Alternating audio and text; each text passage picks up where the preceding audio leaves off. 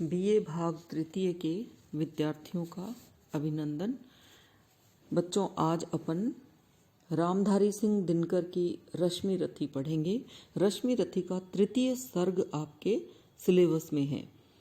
जैसा कि आप जानते हैं, रश्मि रथी कर्ण के जीवन पर आधारित है और इसमें ये जो कथा है वो उस महाभारत कालीन घटना को लेकर के आज के संदर्भ में इसको बनाया गया है। तो आइए चलिए व्याख्या करते हैं हम। मैत्री की राह बताने को, सबको सुमार्ग पर लाने को, दुर्योधन को समझाने को, भीषण विध्वंस बचाने को भगवान हस्तिनापुर आए, पांडव का संदेशा लाए, दो न्याय अगर तो आधा दो, पर इसमें भी यदि बाधा हो तो दे दो केवल 5 ग्राम। यहाँ कृष्ण जो है वो दुर्योधन के पास जाते हैं पांडवों को न्याय दिलाने के लिए। इसमें अगर आप प्रसंग लिखेंगे तो प्रसंग कैसे लिखना है कि प्रस्तुत पद्यांश जो है वो रामधारी सिंह दिनकर रचित रश्मि रथी से अवतरित है। यह इसका तृतीय सर्ग है और इसमें कृष्ण की चेतावनी का वर्णन किया गया है, पांडवों के वनवास से लौट आने का वर्णन है।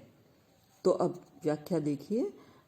सबको सुमार्ग पर लाने को, दुर्योधन को समझाने को कवि कहते हैं, दिनकर कहते हैं कि जब पांडव 12 वर्ष का वनवास और 1 वर्ष का अज्ञातवास भोगने के पश्चात जब वो इंद्रप्रस्थ आते हैं तो उसका वर्णन करते हैं कि सब जगह जाने के बाद में उन्होंने किस तरह से दुख देखे और अब वो अपना हिस्सा मांगते हैं।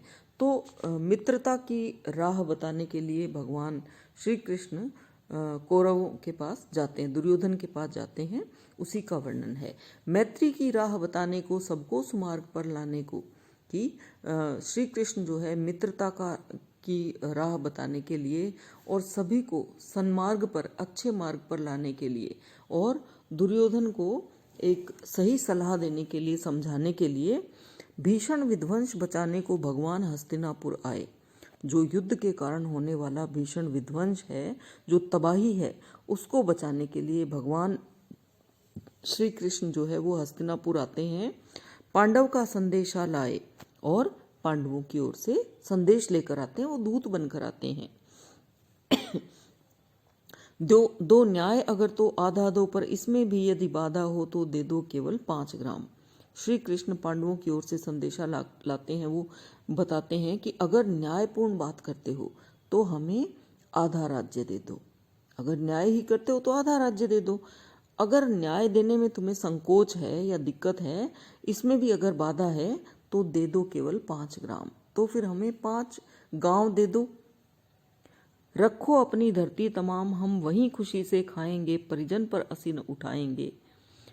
तो कवि कहते हैं कि कृष्ण उनका संदेशा पांडवों का देते हुए कहते हैं कि तुम अपनी सारी धरती रखो, आधा राज मत दो, 5 भाइयों के 5 ग्राम दे दो, हम खुशी खुशी वहीं पर खाएंगे, कमाएंगे, रहेंगे और अपनों पर कभी भी तलवार नहीं उठाएंगे, परिजन पर असी न उठाएंगे। असी यानी तलवार, अपने रिश्तेदारों पे, मित्रों पे, सगे संबंधियों पे किसी पे तलवार नहीं उठाएंगे।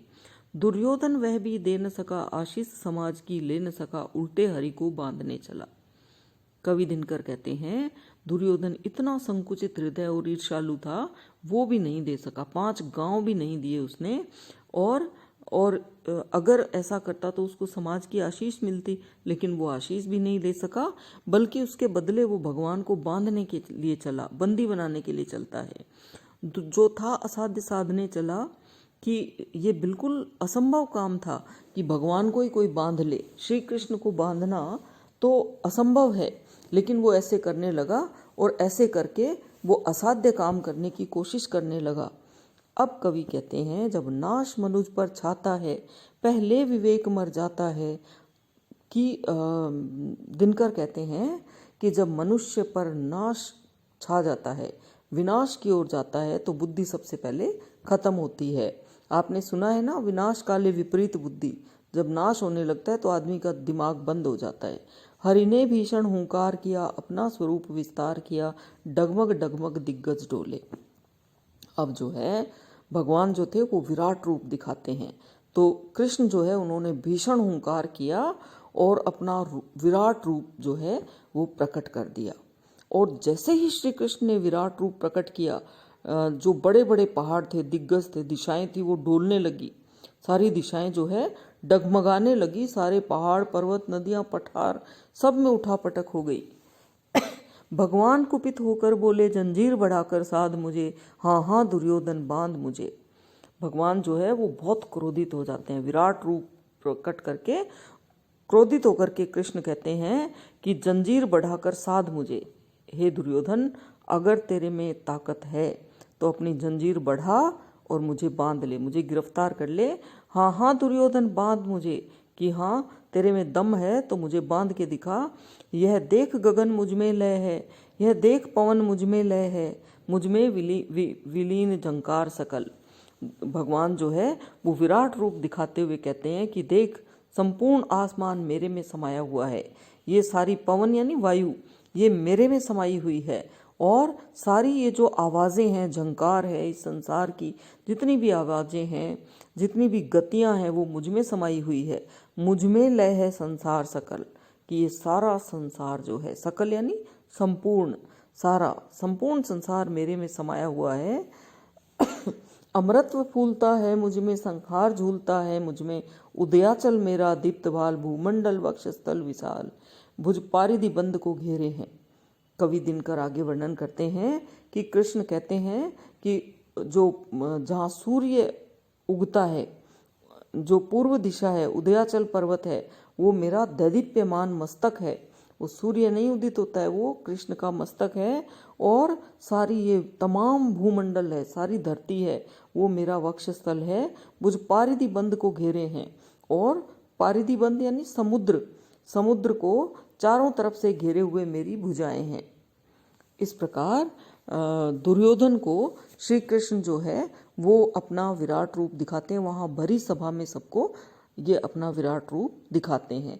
तो ओजस्वी वाणी में कवि दिनकर ने इस में कृष्ण के विराट स्वरूप को दिखाया है। तो बच्चों, आज के लिए बस इतना ही। मुझे सुनने के लिए धन्यवाद। महाविद्यालय के YouTube चैनल को आप लाइक करें, सब्सक्राइब करें और मित्रों को शेयर करें। पढ़ते रहें बच्चों, और अपने आप को कोरोना से बचा कर रखें। धन्यवाद।